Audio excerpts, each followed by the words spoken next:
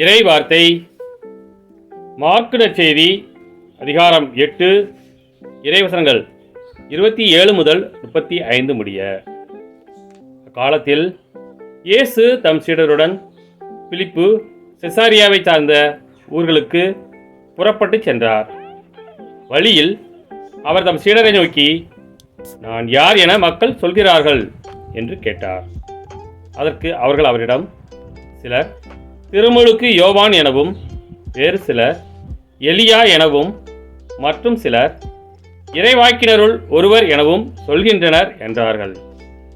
ஆனால் நீங்கள் நான் யார் என சொல்கிறீர்கள் என்று அவர் அவர்களை கேட்க, பேதுரு மறுமொழியாக, நீர் மெசியா என்று உரைத்தார். தம்மை பற்றி எவரிடம் சொல்ல வேண்டாம் என்று அவளிடம் அவர் கண்டிப்பாய் கூறினார்.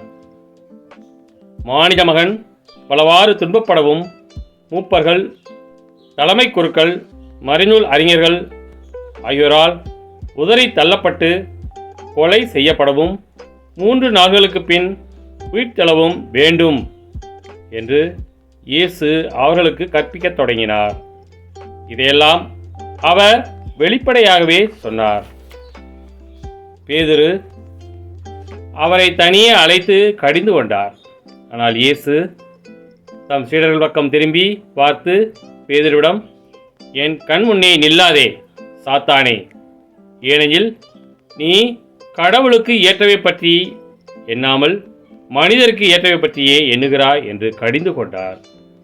பின்பு அவர் பக்கம் அவர் மக்கள் கூட்டத்தையும் சீடரையும் தம்மிடம் வரவழைத்து, என்னை பின்பற்ற விரும்பும் எவரும் தன்னலம் துறந்து தாம் சிலுவையை தூக்கி கொண்டு என்னை பின்பற்றட்டும். ஏனெனில் தம் உயிரை காத்துக்கொள்ள விரும்பும் எவரும் அதை இழந்து விடுவார். என் பொருட்டு நற்செய்தியின் பொருட்டும் தம் உயிரை இழக்கும் எவரும் அதை காத்துக்கொள்வார் என்றார். கிறிஸ்துவின் நற்செய்தி.